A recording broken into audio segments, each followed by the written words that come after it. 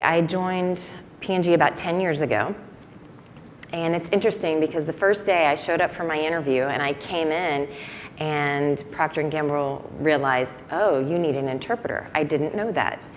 And I thought to myself, well, but I asked for an interpreter. Luckily, I knew I was at the right place because everyone said, you know what, no problem, we're gonna figure something out.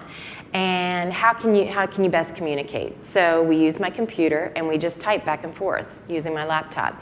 And I remember thinking to myself, wow, everyone there just adjusted very quickly to meet my needs. They were obviously used to the idea of working in a diverse environment. Change was not an issue for them.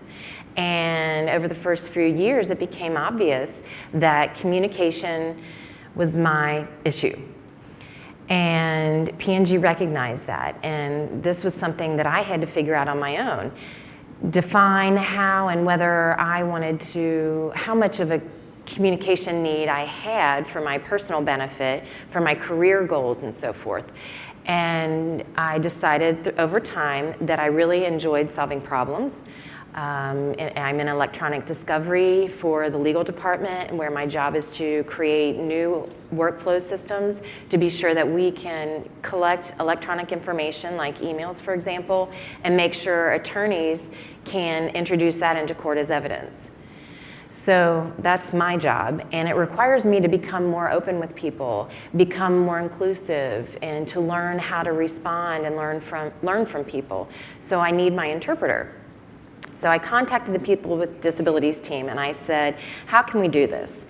And worked with my manager. We started to work on providing me more opportunities to speak in public, to present, to be on different project teams where I could receive more exposure to people and working with people instead of working by my own on my own in a cubicle.